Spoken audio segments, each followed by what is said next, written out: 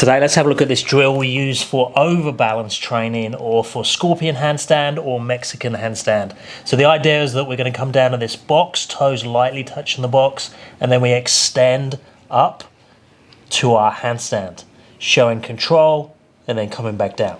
Now this is the best way I've personally found to set it up. So we use the wall, we use a box. A plyo box is really good because it's got the 3 different heights, and then we put something on top to raise the target up and down.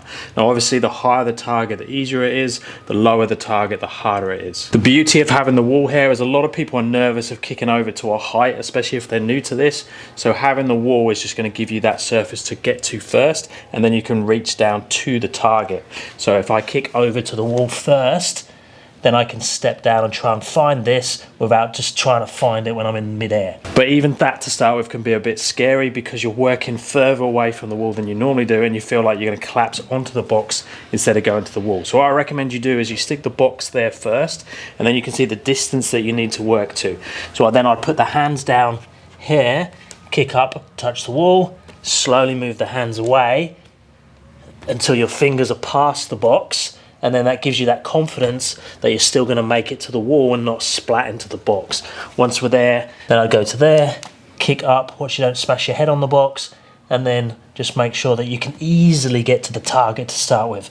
Now obviously flexibility is going to make a massive difference in terms of how much range, how deep you can go, but it definitely doesn't mean if you're super flexible it's going to be easy. In some ways it's going to be much harder, and you're actually going to have to start off with a range that's much smaller than your flexibility range. So you might have someone who can get their toes to the head in a scorpion handstand, but they've not got any control when they lower to the head, and they definitely can't get back out again. So you need to slowly build that strength through that range of motion. The person who's tighter has a smaller range that they can work in, so that's somewhat more controlled, but both ranges are going to have their pros and cons. Now if you are more advanced, you could have the box in the middle of the room. You could start in your freestanding handstand and then just go into your scorpion or your Mexican, lightly kiss the toes to the box, and then come back up to your straight handstand, and then all you do is slowly decrease the height of the target and just see how low you can take it. Now if you don't know the difference between the Mexican handstand and the scorpion handstand, so the scorpion handstand is when we take the head and shoulders forwards and then we bring the toes over towards the head.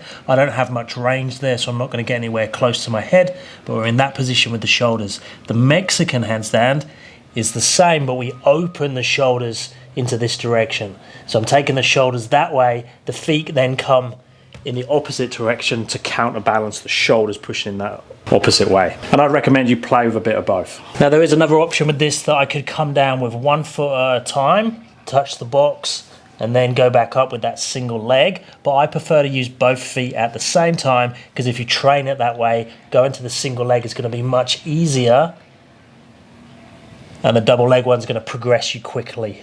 And the double leg one should progress you much quicker. Once you're comfortable with a certain height, then you just decrease it. Show control in the handstand first. Use the wall if you need to step to it, and then try and pull away with both feet at the same time, but push up, balance as you go, show control, and then you can either go back to the box for repetitions, or you could just come down and decrease the height again.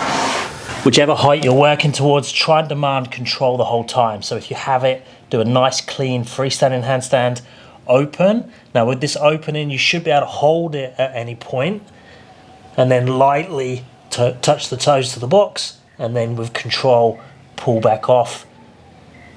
Which means that you could even get rid of the box completely because you're not relying on it, and then you can just go over to where the box would have been, and then go back with control. Just watch your toenails on the wall. Let me know if you have any questions of this one, and I'll speak to you in the next one. Thanks guys.